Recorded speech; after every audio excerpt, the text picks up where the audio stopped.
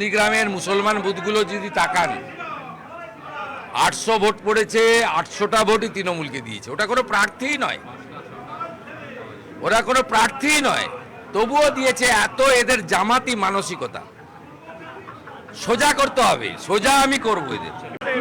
2016, 2021, 2026 তিনবার জয়ের হ্যাটট্রিক নন্দীগ্রাম থেকে, একবার তৃণমূল কংগ্রেস, পরপর দুবার বিজেপি থেকে, এবং দুবার মুখ্যমন্ত্রীকে হারানো। এ রেকর্ড বাংলার রাজনীতির ইতিহাসে নেই। এই জয় কাকে উৎসর্গ করবে? প্রথম উৎসর্গ করব পশ্চিমবঙ্গের জনগণকে, বিশেষত ভবানীপুর এবং নন্দীগ্রামের জনগণ যারা আমাকে জেতালেন। আমি তো খুব একটা সময় দিতে পারিনি, রাজ্যে ঘুরতে হয়েছে। গোটা 4 দিন ভবানীপুরে দিয়েছি, গোটা 3 দিন নন্দীগ্রামে দিয়েছি। তাদেরকে উৎসর্গ করব, শ্রদ্ধার সঙ্গে স্মরণ করব 300 বিজেপি কর্মীকে, যাদের আত্মবলিদানের মধ্য দিয়ে আজকে উনি, আমি, সুভাষবাবু, আমরা সব এমএলএ হলাম। তাদের কথা ভুলতে পারবো না। তৃতীয়ত,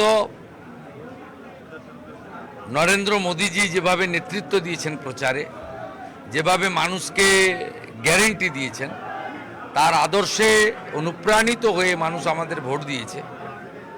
আর সর্বোপরি জয় মা কালী, জয় শ্রীরাম। হিন্দুদেরকে প্রণাম করব যে হিন্দু এবং আদিবাসীরা এইভাবে 80% বেশি জোট বেঁধে ভোট না করলে আমরা আজকে এই সাফল্য পেতাম না। কারণ আমি নন্দীগ্রামের মুসলমান বুথগুলো যদি তাকান, 800 ভোট পড়েছে, 800টা ভোটই তৃণমূলকে দিয়েছে। ওটা কোনো প্রার্থীই নয়, ওরা কোনো প্রার্থীই নয়, তবুও দিয়েছে। এত এদের জামাতি মানসিকতা সোজা করতে হবে, সোজা আমি করবো এদের। বলেছিল নন্দীগ্রাম, ভবানীপুর আমার দুই বোন, বড় বোন আর ছোট বোন, দুই বোনই তো ফিরিয়ে দিল মমতা বন্দ্যোপাধ্যায়কে।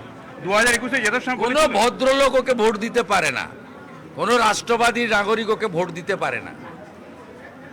উনার মুখটা আগে পরিষ্কার করুন আর বিশ্রামে থাকুন। বেশি লাফালাফি করলে, এত চুরি দুর্নীতি করেছেন, এই বয়সে জেলেও যেতে হতে পারে।